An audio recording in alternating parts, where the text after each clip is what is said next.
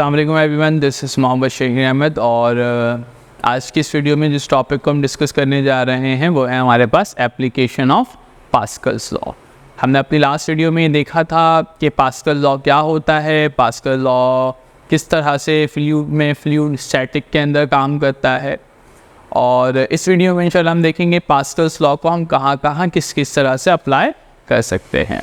तो video start करने से पहले एक छोटी सी इन्फॉर्मेशन, हमारे चैनल को लाइक करें, सब्सक्राइब करें, बेल आइकन को प्रेस करें ताकि आने वाली वीडियोस की नोटिफिकेशन आपको मिलती रहे। स्टार्ट करते हैं।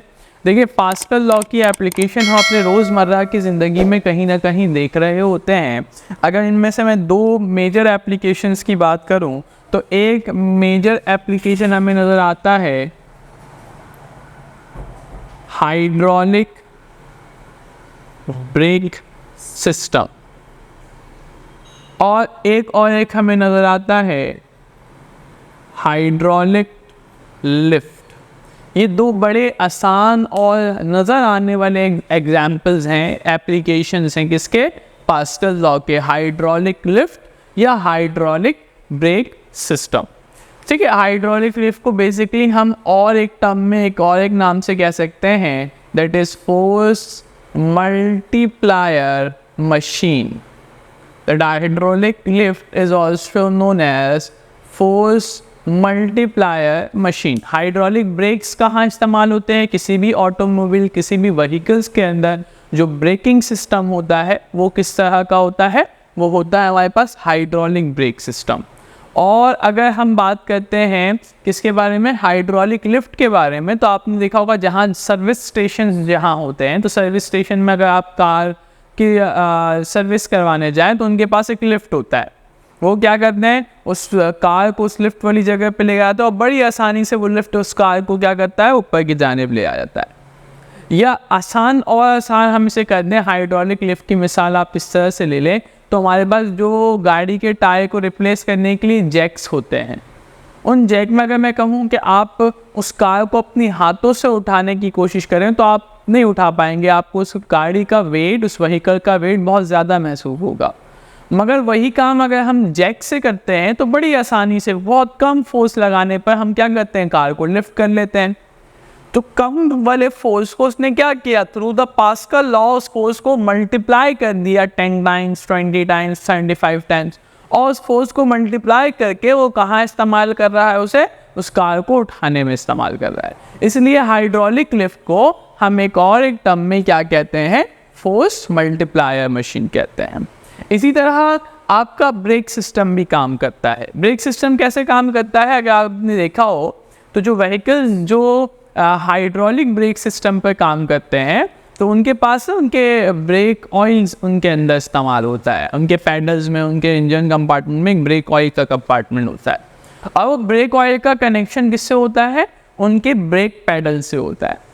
अब ब्रेक पैडल के नीचे जो है ना, वो क्या चल रही होती है, ऑयल की एक पूरी लेयर चल रही होती है। जैसे ही आप ब्रेक पैडल को प्रेस करते हैं तो प्रेस करने से आपने क्या किया, फोर्स लगाया, और वो फोर्स पर यूनिट एरिया क्या बना, प्रेशर। क्योंकि उस पैडल के अंदर हमारे पास क्या है, ब्रेक ऑयल है, तो वो प्रेशर किस में ट्रांसफर हुआ, ब्रेक ऑयल में। वो brake oil through the pipe होता हुआ पहुंचता है व्हील में, जहां हमारा हाइड्रोलिक ब्रेक सिस्टम लगा हुआ होता है। फिर जैसे ही वो सिलेंडर से ऑयल निकलता है, प्रेशराइज करता है सिलेंडर को, तो हमारा जो ब्रेक शूज़ होते हैं जो गाड़ियों के ऊपर, वो क्या करते हैं, ओपन होते हैं और व्हील के साथ अटैच हो जाते हैं। तो ये बेसिकली हाइड्रोलिक ब्रेक सिस्टम है। तो दोनों को हम इंशाल्लाह अपनी वीडियोस में डिस्कस करेंगे, बट आज की वीडियोस हमने बनाया है दैट हाइड्रोलिक लिफ्ट यानी फोर्स मल्टीप्लायर मशीन। अब ये हाइड्रोलिक लिफ्ट और फोर्स मल्टीप्लायर मशीन काम कैसे करता है, अगर आप देखेंगे तो इसमें पास्कल लॉ अप्लाई होगा, क्योंकि ये एप्लीकेशन है पास्कल लॉ की। इस हाइड्रोलिक लिफ्ट के अंदर दो कंपार्टमेंट होते हैं। एक ऐसा कंपार्टमेंट होता है जिसका सरफेस एरिया बहुत छोटा होता है, और एक ऐसा कंपार्टमेंट है जिसका सरफेस एरिया बहुत ज़्यादा होता है। तो अगर आप इसको देखेंगे तो हमारे पास ये दो कंपार्टमेंट्स हैं।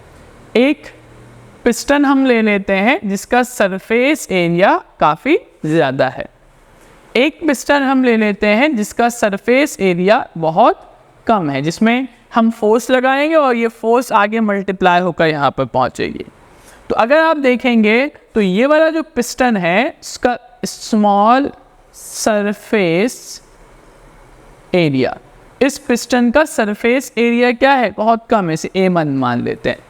और अगर आप इस वाले पिस्टन को देखेंगे जिसको जहाँ पर हमें कोई भी हैवी ऑब्जेक्ट को लिफ्ट करना है, हम उसे इस पिस्टन के ऊपर रख लेंगे और बड़ी आसानी से, क्योंकि यहाँ से ये फोर्स होता हुआ आएगा और इसको क्या कर जाएगा, ऊपर लिफ्ट कर लेगा। तो उसको आप देखेंगे तो इसका आपको नज़र आ जाएगा that is larger surface area, जिसे मैं A2 मान लेता हूँ। अच्छा, अब हमने क्या करना है, इनके दरमियान में, इन दो पिस्टन्स के दरमियान में हम कोई भी पर्टिकुलर फ्लूइड रख लेंगे, लिक्विड रख लेंगे। ठीक है, तो हमने क्या रख लिया, इसके अंदर एक फ्लूइड, ठीक है, फिल कर लिया। दोनों कंपार्टमेंट के दरमियान जो जगह है उनके दरमियान हमने पर्टिकुलर फ्लूइड कर लिया यहाँ पर। अच्छा, अब क्या हो रहा है कि जिस पिस्टन का एरिया बहुत कम है, हमने उस पर एक फोर्स लगाया F1, मान लेते हैं इस फोर्स की वैल्यू भी इस एरिया के हिसाब से बहुत कम है। अच्छा, अब देखिए ये जो फोर्स लगा, तो हमने कहा किसी स्पेसिफिक एरिया पे लग रहा है, तो फोर्स पर यूनिट एरिया क्या डेवलप्ड होगा, प्रेशर। तो इस पिस्टन पे क्या डेवलप्ड हो गया, प्रेशर। अब पिस्टन पे डेवलप होने वाला प्रेशर वो किसको ट्रांसफर करेगा, इस लिक्विड वाले मॉलिक्यूल को ट्रांसफर करेगा। अब हमने पढ़ा था पास्कल लॉ के अंदर, पास्कल लॉ ये कहता है pressure in fluid transmitted equally in all direction. तो पास्कल लॉ ये कहता है ये जो प्रेशर हमने डेवलप किया है ना, वो तमाम तर डायरेक्शन में कैसे ट्रांसमिट होगा, इक्वली ट्रांसमिट होगा। अब देखें यहाँ पर ये वाला मॉलिक्यूल अपने आगे मॉलिक्यूल को प्रेशर ट्रांसमिट करेगा इक्वली, फिर ये वाला मॉलिक्यूल अपने आगे वाले मॉलिक्यूल्स को प्रेशर ट्रांसमिट करेगा। इसी तरह से मॉलिक्यूल टू मॉलिक्यूल प्रेशर क्या होगा, ट्रांसमिट होता चलाएगा, इक्वली ट्रांसमिट। अगर यहाँ पे इस मॉलिक्यूल पे लगने वाला प्रेशर P है, तो इन दोनों मॉलिक्यूल पे लगने वाला भी प्रेशर क्या है, P है। फिर ये दोनों आगे इस वाले मॉलिक्यूल को ट्रांसमिट कर देंगे। अब ये वाले मॉलिक्यूल्स क्या करेंगे, अपने आगे वाले मॉलिक्यूल्स को प्रेशर क्या करना शुरू कर देंगे, ट्रांसमिट करना शुरू करेंगे। तो देखें ये मॉलिक्यूल्स टू मॉलिक्यूल प्रेशर क्या हो गया, ट्रांसमिट हो गया। और ये जो प्रेशर ट्रांसमिटेड हो रहा है from small piston to large piston, ये इक्वली ट्रांसमिटेड हो रहा है। यानी ऐसा नहीं है कि ये वाला जो प्रेशर है इससे प्रेशर कम हो गया फिर आगे, नहीं, इक्वली प्रेशर। हर मॉलिक्यूल जब दूसरे मॉलिक्यूल्स पर प्रेशर लगा रहा है वो इक्वली ट्रांसमिटेड होगा according to the Pascal law. अब जब ये पिस्टन यहाँ पर पहुंचेगा, जब मॉलिक्यूल्स इस पर प्रेशर लगाएंगे, और प्रेशर का फॉर्मूला क्या होता है, फोर्स अपॉन एरिया। तो प्रेशर का मतलब ये हुआ कि यहाँ पे भी हमारे पास फोर्स जनरेट हुआ, यहाँ पे भी हमारे पास एरिया जनरेट हुआ। ठीक है, अब यहाँ पे लगने वाला जो फोर्स होगा, वो फोर्स जो ऊपर की तरफ लगेगा अपवर्ड, वो हम मान लेते हैं F2 है। तो ये याद रखिएगा, जो F2 फोर्स जनरेट होगा that is far greater than the F1। तो जो F2 फोर्स होगा, जो लार्ज पिस्टन वाला फोर्स होगा, वो बहुत ज्यादा होगा किसके बनिस्बत, F1 के बनिस्बत। अब ऐसा क्यों हो रहा है, तो आप इसको समझे ना कि यहाँ पे एक मॉलिक्यूल है जो आगे प्रेशर ट्रांसमिट कर रहा है। अब यहाँ पर कितने मॉलिक्यूल है, 1 2 3 4 5 मॉलिक्यूल जाकर पिस्टन के ऊपर प्रेशर क्या कर रहे हैं, ट्रांसमिट कर रहे हैं। तो जब 5 मॉलिक्यूल इसकी जाकर प्रेशर ट्रांसमिट करेंगे तो उसका फोर्स ऑटोमेटिकली क्या हो जाएगा, इसके मुकाबले में ज्यादा हो जाएगा, और वो इस कार को आसानी से क्या कर लेगा, लिफ्ट कर लेगा। अब दूसरी चीज ये समझ लीजिएगा कि जो A2 एरिया है वो बहुत कम है, या इसको आप इसी तरह से लिख लें कि जो A2 का एरिया है वो बहुत ज्यादा है किसके बनिस्बत, A1, यानी जिसका एरिया भी कम है, इस पे लगने वाला फोर्स भी कम है। और ये फोर्स पास्कल लॉ के थ्रू ट्रांसमिट होता हुआ प्रेशर की शक्ल में दूसरे पिस्टन में पहुंचा जिसका एरिया भी ज्यादा है, और इस एरिया में लगने वाला, इस एरिया तक पहुंचने वाला फोर्स भी ज्यादा है। अब इसकी एक छोटी सी डेरिवेशन ये है कि पास्कल लॉ तो ये कहता है कि यहाँ पे लगने वाला प्रेशर पॉइंट 1 पे और 0.2 पर लगने वाला प्रेशर सेम है, क्योंकि प्रेशर लिक्विड्स के जरिए ट्रांसमिट हो रहा है। प्रेशर दोनों में क्या होगा, 0.1 पे लगने वाला प्रेशर और 0.2 पे लगने वाला प्रेशर सेम होगा। प्रेशर का फॉर्मूला क्या होता है, force upon area, force upon area. क्योंकि F1 फोर्स लग रहा है स्मॉल पिस्टन पर, तो हमने कहा 1 हो गया। एरिया क्या है इसका, A1 है, यहाँ पर F2 और A2 है। तो अगर हम इसको यहाँ से थोड़ा सा देख लें, F2 की वैल्यू की कितना फोर्स ज़्यादा होगा निकालना चाहें तो हम कैसे कर सकते हैं, F1 multiply by A2 divided by A1 is equals to F2। F2 क्या है हमारे पास, फोर्स एट लार्ज पिस्टन।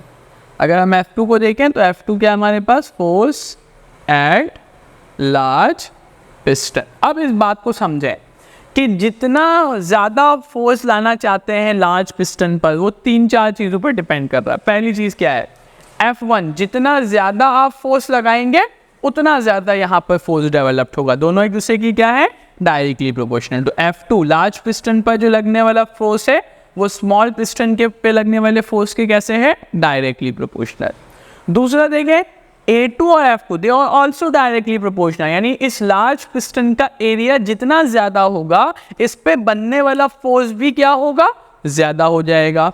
यानी F2 जो है वो किसके ऊपर डिपेंड कर रहा है, A2 के ऊपर directly proportional, and that is the area of large piston. किसका एरिया है, लार्ज पिस्टन का। और अगर F2 और A1 का रिलेशन देखेंगे तो ये इनवर्स रिलेशन है, यानी इनवर्स रिलेशन का मतलब ये हुआ, A1 क्या है, एरिया ऑफ स्मॉल पिस्टन। इसका मतलब ये हुआ कि ये स्मॉल पिस्टन का एरिया जितना कम होगा उसके बनिस्बत ये वाला जो फोर्स होगा उतना ही ज़्यादा क्रिएट होगा। तो ये था हमारे पास application of Pascal's law, which is known as hydraulic lift and also known as force multiplier machine। तो उम्मीद है ये वीडियो आपको समझ आई होगी। तो हमारे चैनल को लाइक करें, सब्सक्राइब करें, बेल आइकन को प्रेस करें ताकि आने वाली वीडियोस की नोटिफिकेशंस आपको मिलती रहे। शुक्रिया।